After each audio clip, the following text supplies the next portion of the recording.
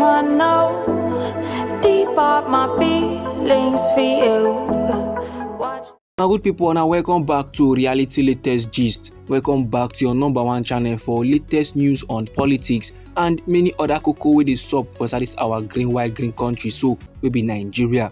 Now as we normally do, we don't come back with breaking news, we don't come back with updates, we don't come back with fresh information we like share give the general public. And the cocoa now be say His Royal Majesty Omonoba Nedo Uku Akpolokpolo Oba RI0USLY, the Oba of Benin, him now don reveal give the general public say an international act cartel made an unsuccessful attempt to reloot the priceless Benin artifacts. He said their efforts were thwarted, culminating in a major cultural and diplomatic victory as the government of the Netherlands then returned 119 looted Benin bronzes to the ancient kingdom. The monarch, that is the Oba of Benin, him now they make this interesting revelation during a symbolic ceremony wey happen for inside his own palace to welcome the repatriated artifacts them originally plundered during the infamous British invasion wey happen for inside the year 1897. And sake of this historic occasion, so good people, men wey answer presents, men wey plaster, no be choice men at all. The men wey grace the occasion they include the Director General of the National Commission for Museums and Monuments, and this Director General they go by the name Mr. RI0USLY, and the Director General of the World Museum will be Miss Marieke van Bommel, and she lead a delegation from the Netherlands and Abuja to formally return the artifacts to their ancestral home.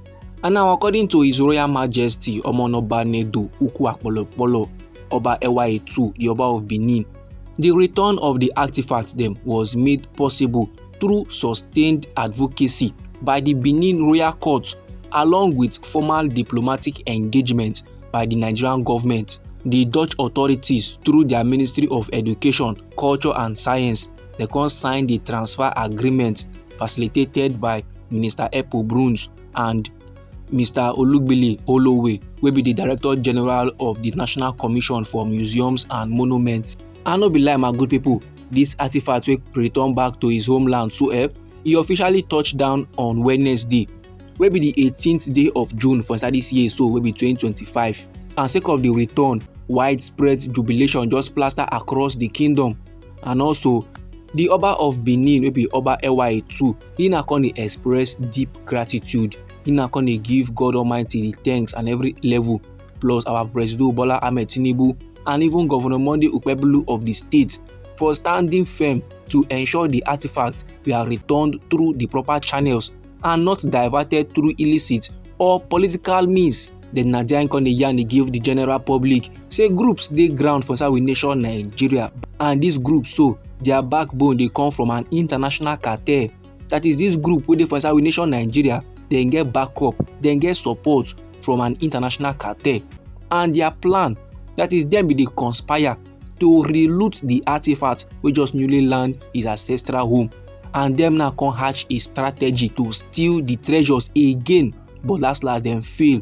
The ancestors of the land don't protect the artifacts. This my good people now the declaration of the Oba of Benin. And no end there at all. In a constant process for that the yarn they give the general public.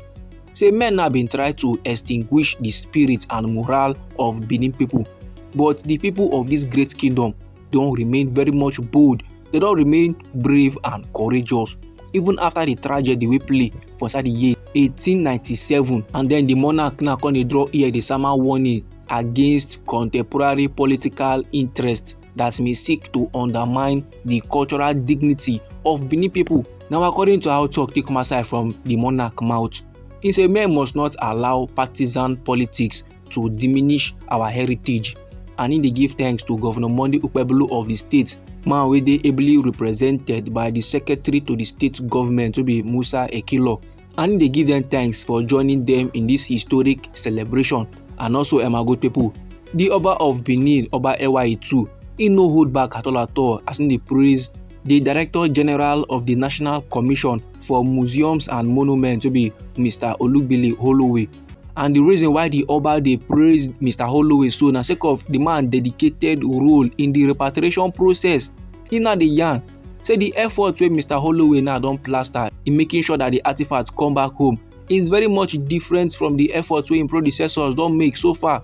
And the monarch, the Oba of Benin, wey be Oba RI0USLY, him now dey accuse the Director General predecessors of complicity in the failed relooting plot. Now, according to how the talk take come outside from im mouth, he say men fight a running battle to stop those bent on relooting the artifacts dem. And he tell him chiefs wey dey present for the occasion say im go rather the artifact remain abroad.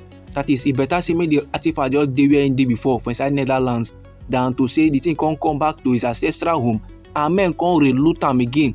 Men come thief am again while im dey sit down for throne as the monarch, as the Oba of Benin. And there was once a government that sought to destabilize the Benin kingdom, but their ancestors don rise and don defend the realm. This, my good people, na how the talk take come outside from the mouth of the monarch, the Oba of Benin, Oba RI0USLY. And then speaking on behalf of Governor Monday Ukpebholo of the state, the secretary to the state government wey be Mr. Musa Ekilo, he na come dey reaffirm the Edo state government their commitment to preserving the artifacts dem and supporting the palace in building the necessary infrastructure for their conservation. Now, according to how the talk take come outside from his own mouth, he said this na a moment of pride for Edo State, a historic triumph, 128 years in the making. It now dey attest to the indomitable spirit of Edo people, men with their relentless advocacy has culminated in the return of these artifacts to their rightful home. Now, after he yarn all these levels finish, he na come dey give assurance to the Edo State people. He na come dey yarn say the state government go continue to dey work with the federal government and the Benin Royal Court to enhance storage and display system for the artifacts dem with the goal of promoting tourism and preserving cultural heritage for inside Edo State. He say they are very much committed to ensuring that a befitting museum is very much built, and that museum no go only protect these treasures, but it go also draw the world to Benin City, the cradle of African bronze civilization. Now, after every Ms. Mariake van Bommel, the head of the Dutch delegation and the Director General of the World Museum, she na come dey reinstate the Netherlands their commitment to repatriating looted cultural heritage. She na come dey confirm am say the 119 returned artifacts have been held in Dutch collections for over a century, and without a doubt, that is, she know 100% say the items were looted, and now they don return am back in accordance with their cultural restitution policy. It is only right that they return it back to Benin City, their place of origin, and that now they don do so. And then Mr. Holloway come dey describe the occasion as both symbolic and historic, and he also dey let men dey know say the repatriation dey follow years of negotiations and cooperation with institutions wey dey hold the artifacts. He say the Dutch museum bore all the costs associated with the return. This na a joyful moment for the people of Benin and even with nation Nigeria at large. And this na the informate and the report wey I wan share give the general public. Now, anyhow the matter be you for body, or if you be say you get contributions about this report, so my good people, no let anybody or anything stop or intimidate you. Feel free make you put that your remark, feel free make you put that your contribution, that your comment, drop them inside our comment section. Once again, now we be reality latest gist. Now we dey like give our latest news on politics and many other cocoa with the sup for this our green white green country, maybe Nigeria. And now if you be say you like this update, if you like this report so, and you go like to dey receive more, then sharply make you subscribe to this channel. And don't forget to put on the notification bell so that as we dey bring more news, they come your side, now you go first receive the update and you go even get them sharp.